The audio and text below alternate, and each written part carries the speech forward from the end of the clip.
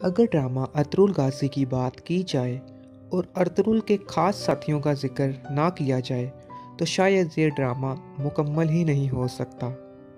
और इस ड्रामे में देखा जा सकता है कि किस तरह तरह की मुसीबतों और कठिन हालात में भी अर्तुगरुल के ये ख़ास साथी चट्टान की तरह अर्तुगरुल के साथ खड़े रहे। वैसे तो अर्तुगरुल और उसके तमाम साथियों की अवलीन ख्वाहिश हक और सच की राह में शहीद होना ही रही, मगर ये एजाज़ सिर्फ दोगान सिपाही के नसीब में ही था। अर्तुगरुल गाजी के सीज़न 3 में जहां अर्तुगरुल गाजी अपने कबीले को परवान चढ़ाने और मुआशी और सियासी तौर पर इसे मजबूत करने के लिए जद्दोजहद कर रहा होता है, तब अर्तुगरुल को चारों अतराफ से दुश्मनों की साजिशों का भी खतरा रहता है। तब अर्तुगरुल के खास सिपाही भी कबीले की सलामती की खातिर खुफिया तौर पर अर्तुगरुल के हुक्म के मुताबिक कई मिशन सर अंजाम दे रहे होते हैं।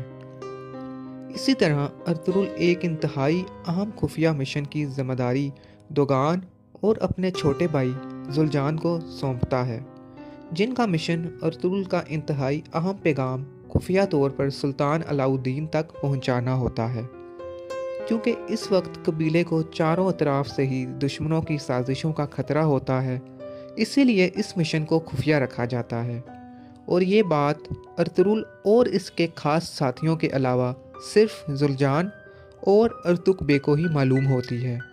मगर मामलात ख़राब तब होते हैं जब जुलजान अपनी बेवकूफ़ी और नासमझी से ये बात चाहतार कबीले के सरदार अचार बे की बेटी को बता देता है, जिसको वो पसंद करता है। अचार बे जो कि ओराल का मुखबिर और साथी होता है, जब उस तक ये खबर पहुंचती है तो वो ये बात ओराल को बता देता है। ओराल जो पहले ही ऐसे ही मौके की तलाश में होता है, वो फ़ौरन ये खबर काराचाइसर के गवर्नर वेसियुलस तक पहुंचा देता है और फिर वो दोनों मिलकर इस मिशन के खिलाफ साजिश तैयार करते हैं। जब दोगान और जुलजान अपने सफ़र को निकलते हैं, तब बीच रास्ते ही ओराल और वेसियुलस अपने सिपाहियों के साथ मिलकर इन पर घाट लगाकर हमला कर देते हैं। जब हमला होता है तब दोगान दुश्मनों को नाको चने तो चुभवा देता है, मगर जब ओराल पीछे से आकर दोगान पर तलवार से वार करता है तब दोगान बेबस हो जाता है।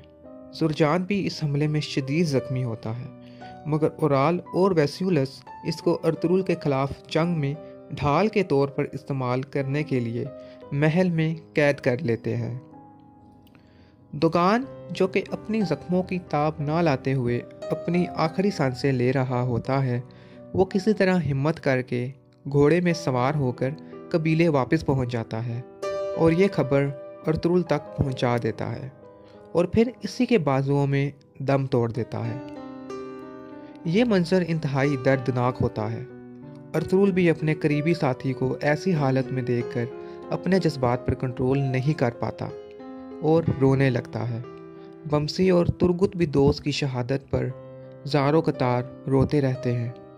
बानो खातून जो कि दोगान की अहलिया होती है, वो भी ये मंजर देखकर सकते में आ जाती है।